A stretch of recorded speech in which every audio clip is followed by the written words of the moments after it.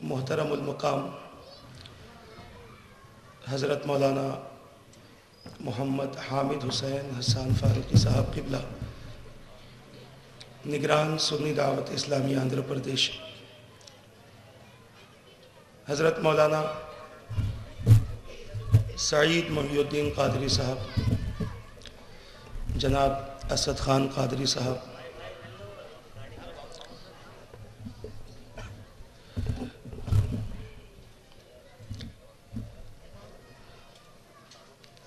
اور حاضرین اجتماع، السلام علیکم ورحمۃ اللہ وبرکاتہ۔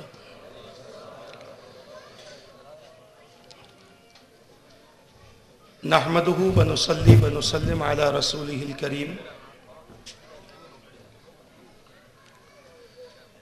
اما بعد فاعوذ باللہ من الشیطان الرجیم، بسم اللہ الرحمن الرحیم۔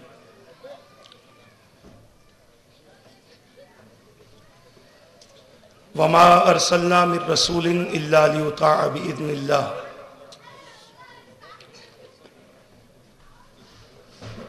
آمنت باللہ صدق اللہ العظیم وصدق رسولہ النبی الامین المختار الکریم،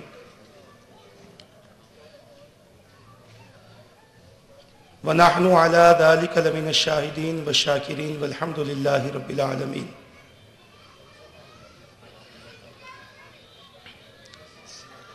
ان اللہ وملائکتہ یصلون علی النبی یا ایہا الذین آمنوا صلوا علیہ وسلموا تسلیما۔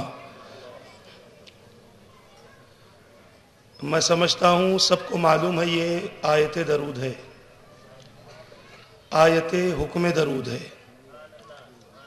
اور کسی نے بھی درود نہیں پڑھا تو ہو سکتا ہے شاید آپ یہ چاہتے ہوں کہ محفل ختم ہو جائے۔ اگر محفل ختم کرنا چاہتے ہیں تو خاموش بیٹھے رہیں، یا اگر یہ چاہتے ہیں کہ یہ محفل جاری رہے تو درود پڑھ کر بتا دیں۔ اللہم صلی علی سیدنا و مولانا محمد وعلی آلہ و اصحابہ وبارک وسلم، صلاۃ و سلاما دائما علیک وعلی آلک و اصحابک یا رسول اللہ صلی اللہ تعالی علیہ وسلم۔ آج سیٹرڈے نائٹ ہے، اور یوں بھی اس رات کو اکثر لوگ جاگ ہی کر گزارتے ہیں، جاگتے رہتے ہیں کیونکہ دوسرا دن سنڈے ہوتا ہے، چھٹی کا دن ہوتا ہے۔ اور آج الحمدللہ آج کی یہ سیٹرڈے نائٹ ہمارے لیے نہ صرف جاگنے کی رات ہے بلکہ مقدر کو جگانے کی رات ہے، اور مقدر جاگتا ہے ذکر مصطفیٰ سے، ذکر خدا سے۔ تو الحمدللہ آج میں سمجھتا ہوں کئی سالوں بعد یا پچھلے سال بعد یہ پہلی رات ہے جو ہم یاد نبی، ذکر نبی اور ذکر خدا میں گزار رہے ہیں۔ کسی شاعر نے کیا خوب کہا، یاد نبی میں دن جو گزرے وہ دن سب سے بہتر ہے، اور ذکر نبی میں رات جو گزرے اس سے بہتر رات نہیں۔ میں زیادہ وقت نہ لیتے ہوئے چند ضروری باتیں آپ حضرات کے سامنے عرض کرنے کی سعادت حاصل کروں گا، کیونکہ میرے بعد بھی علماء کرام آپ کو مخاطب کریں گے، اور ایک ماشاءاللہ مسحور کن آواز میں جناب اسد خان قادری صاحب، جنہوں نے گزشتہ سال یہاں پر نعتیں پڑھی تھی، اور آپ حضرات کی فرمائش پر وہ بھی آپ کے پاس میں موجود ہیں، سٹیج پر تشریف فرما ہیں، ان سے بھی ہم کو نعتیں سننی ہے۔ اسی لیے چند ضروری باتیں آپ حضرات کے سامنے عرض کرنے کی سعادت حاصل کروں گا۔ اللہ تبارک و تعالیٰ کا بے پناہ احسان عظیم ہے کہ اس ذات پاک نے ہمیں حضور پاک صلی اللہ تعالیٰ علیہ وسلم کی امت میں پیدا فرمایا، اور احسان پر احسان یہ ہے کہ اللہ تبارک و تعالیٰ نے ہم سب کو اس پرفتن دور میں، جہاں گھر گھر میں، گلی گلی میں، مساجد میں، راستوں پر بہکانے والے، بھڑکانے والے، حضور کی عقیدت کو کم کرنے والے، حضور سے رشتہ غلامی کو توڑنے والے موجود ہیں، مگر پھر بھی اللہ کا شکر ہے کہ اللہ نے اب تک ہمارے نسبت نبی کو مضبوط رکھا ہے، اور دعا کرتا ہوں کہ اللہ مرنے تک اپنے رسول سے ہماری نسبت کو مضبوط رکھے۔ عزیزان ملت اسلامیہ، ہم اور آپ حضور پاک صلی اللہ تعالی علیہ وسلم کی میلاد کے جشن کے حوالے سے جمع ہوئے ہیں، اور مجھ سے پیشتر کافی طویل تقریر آپ حضرات نے حضرت مولانا قمر احمد اشرفی صاحب سے سماعت کی، جو مکمل طور پر عقائد پر اور حضور پاک صلی اللہ تعالی علیہ وسلم کی محبت کے حوالے سے گفتگو کر رہے تھے۔ اب آئیے میلاد النبی صلی اللہ تعالی علیہ وسلم کے ایک اور پہلو پر بھی ہم روشنی ڈالیں، اور وہ پہلو عمل کا پہلو ہے، جہاں صحابہ کرام علیہم رضوان سرکار مدینہ صلی اللہ تعالی علیہ وسلم سے بے پناہ محبت کرتے تھے، حضور پاک کی تعظیم کرتے، حضور پاک کا ادب و احترام کرتے، حضور پاک کے فرمان پر اپنا گھر بار لٹا دیتے، اپنی جان عزیز کو قربان کر دیتے، اپنے بچوں کی جانوں کو قربان کر دیتے۔ وہیں پر صحابہ کرام کی محبت کا دوسرا پہلو یہ رہا کہ وہ سرکار مدینہ صلی اللہ تعالی علیہ وسلم کے کسی حکم کی، کسی عمل کی مخالفت نہ کرتے، یعنی سرکار مدینہ صلی اللہ تعالی علیہ وسلم اگر انہیں کسی بات کا حکم دے دیتے، چاہے اس حکم کا تعلق نماز سے ہو، روزے سے ہو، زکوٰۃ سے ہو، حج سے ہو، یا دیگر کسی معاملات سے ہو، جب اللہ کے رسول صلی اللہ تعالی علیہ وسلم سے کوئی بات وہ سن لیتے تو ان کی کیفیت یہ ہوتی کہ سب سے پہلے عمل کرنے کی طرف ان کے قلوب مائل ہوتے، اور وہ حضور کی باتوں پر عمل کر لیا کرتے۔ یہی وجہ رہی کہ اللہ تبارک و تعالی نے جہاں ان کی خوشنودی سے، ان کی تعظیم سے اپنی رضا کا اعلان فرمایا، وہیں پر اللہ تبارک و تعالی نے ان کی اطاعت سے بھی اپنی رضا کا اعلان فرما دیا کہ صحابہ صرف حضور کی تعظیم کرتے ہیں اس لیے اللہ راضی نہیں ہے، بلکہ اللہ اس لیے بھی ان سے راضی ہے کہ حضور اگر ان سے کہے سجدے کرو تو یہ سجدے کرتے ہیں، حضور ان سے کہے کہ اللہ کی بارگاہ میں صدقہ و خیرات کرو تو یہ صدقہ و خیرات کرتے ہیں۔ شمع رسالت کے پروانوں، جہاں سرکار مدینہ صلی اللہ تعالی علیہ وسلم اپنی قوم کو، اللہ کے بندوں کو گمراہی سے نکال کر راہ راست پر لانے تشریف لائے، وہیں پر میرے آقا صلی اللہ تعالی علیہ وسلم اپنی قوم کو بد کرداریوں اور بد اخلاقیوں سے نکال کر اخلاق کی تعلیم دینے تشریف لائے۔ آج مسلمان کلمہ تو پڑھتا ہے، وقت پر نماز تو ادا کرتا ہے، قرآن کی تلاوت بھی کرتا ہے، یہ سب کچھ کرنے کے باوجود آج کا مسلمان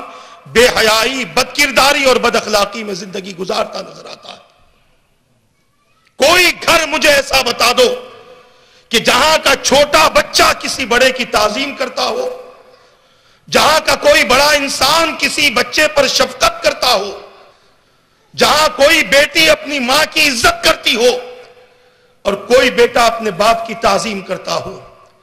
ایک دو گھر کی بات نہ کروں گا، ہزار گھر میں کوئی ایک گھر ایسا ملے گا جہاں ادب و اخلاق کا مظاہرہ کیا جاتا ہوگا۔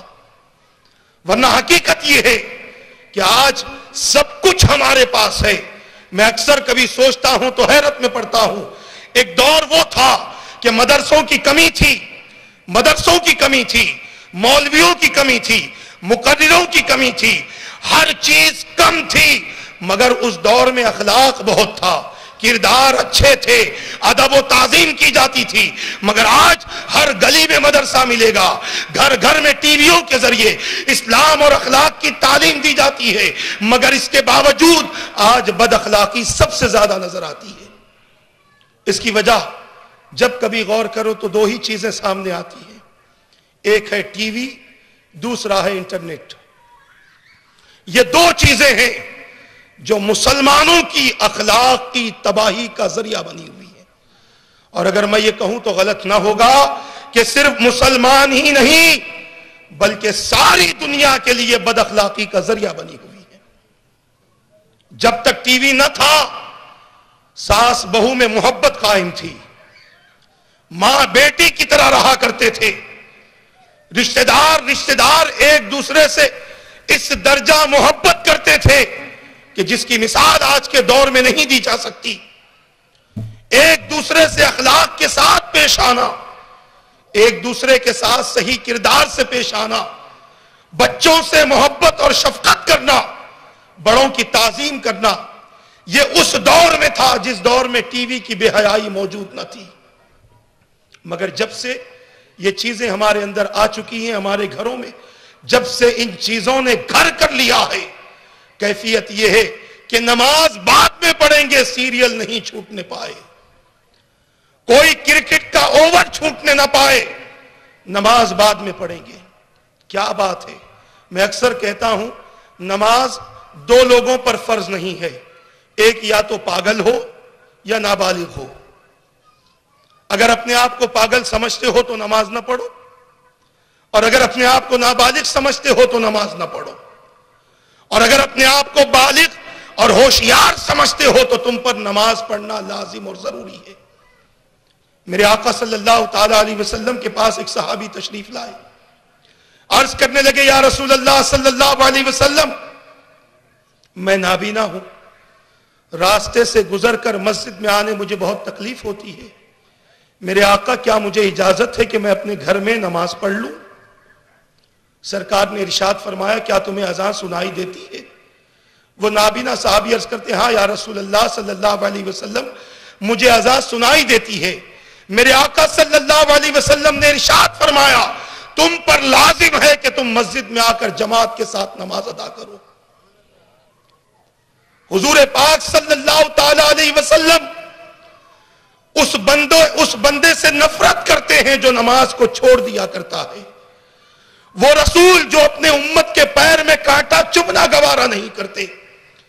وہ رسول ایک موقع پر فرماتے ہیں کہ کبھی کبھی میرا دل کرتا ہے کہ کسی کو امام بنا دوں اور ان لوگوں کے گھروں پر جاؤں جو نماز کو نہیں آتے, اور صحابہ سے کہوں کہ لکڑیاں جلاؤ اور لکڑیاں جمع کرو, لکڑیوں کو جلاؤ تاکہ اس کے ذریعے ان کے گھر کو جلا دیا جائے. آج سب سے بڑی بے حیائی اور سب سے بڑی بدکرداری یہ ہے کہ مسلمان نماز کی پابندی چھوڑ چکا ہے, اور جو نماز پڑھتے ہیں ان کے اندر بھی یہ چیزیں باقی ہیں. نماز پڑھ لی, نماز پڑھ کر انسان یہ سمجھتا ہے کہ میں نے سب کچھ کر لیا, اس کے بعد بے حیائی بھی کرتا ہے,